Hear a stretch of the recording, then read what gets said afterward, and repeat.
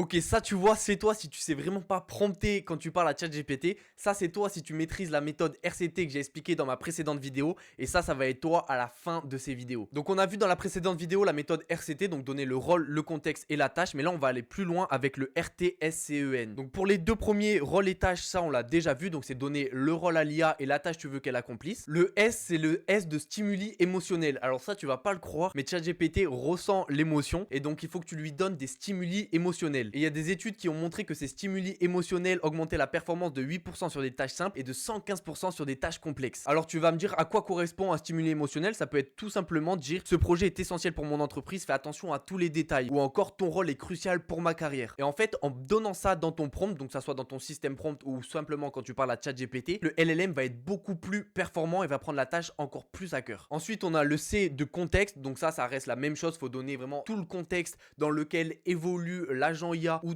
tout simplement le LLM dans lequel tu veux qu'il fasse la tâche. Et ensuite le E de cette méthode, ça correspond au E des exemples. Quand tu fais du zéro shot, c'est-à-dire que tu donnes le rôle, la tâche et le contexte, mais tu vas pas donner d'exemple de comment agir. Ensuite il y a le few shot, donc là c'est que tu donnes 2 ou 4 exemples à l'IA. Et il y a des études qui ont montré que ça boostait la performance des LLM de 14,4% quand tu donnes des exemples. Alors bien évidemment faut pas donner 20 exemples sinon tu vas exploser ta fenêtre de contexte, mais simplement 2 ou 4 exemples de comment doit agir l'agent IA. Il y a une étude qui a montré que pour GPT 3.5, mais c'est la même chose pour le reste des LLM, ils oublient ce qui est au milieu du prompt. Donc là tu vois, l'étude a montré qu'il y a 75% de précision quand les informations elles sont placées au début ou à la fin. Et donc c'est pour ça qu'à la fin de ton prompting, n'hésite pas à rajouter des notes pour insister sur des points. Et donc là maintenant tu maîtrises la méthode RTSCEN avec le rôle, tâche, spécificité, contexte, exemple et notes. Et si tu veux aller encore plus loin, je te recommande cette vidéo de l'IA Motley que tu peux voir juste ici, qui est vraiment très complète pour savoir comment prompter ces IA. Et maintenant ça y est, t'étais le mec du milieu et maintenant avec cette méthode, t'es le mec de droite. Ciao ciao.